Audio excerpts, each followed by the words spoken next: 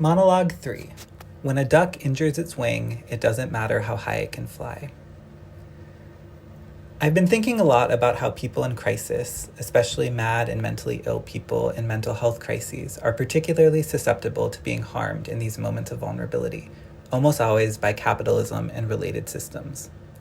Like if you try to throw a stick at a duck, they will normally fly away. But if a duck injures its wing, it doesn't matter how high it can fly.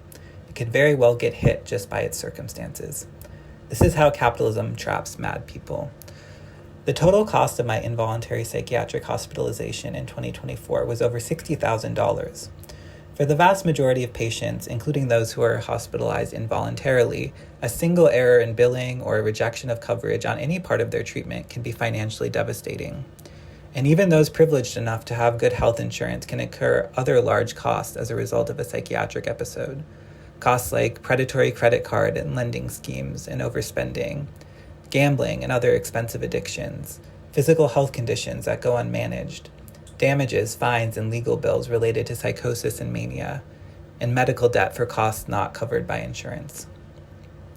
These expenses often show up at extremely vulnerable times, in the weeks and months after a psychiatric hospitalization, when people are just getting back to their activities and getting their lives back together.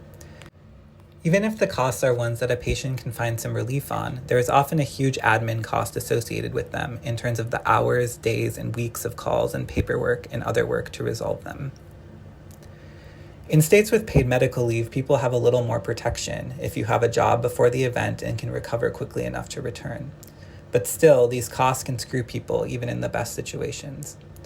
For others who are not returning to work and are needing to apply for disability benefits, which are almost always rejected on the first application, these costs can be devastating and life-changing.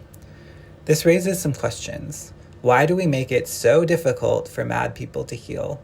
And why do we make it so difficult for mad people to survive? Is it really as simple as that under capitalism it is inconvenient for mad and mentally ill people to be here? We need to move mental health services into the community, and we need to invest the huge amount of money and other resources spent on psychiatric hospitalizations into community-based services and healing resources so that fewer people are forced to resort to psychiatric hospitalizations. End of Monologue 3.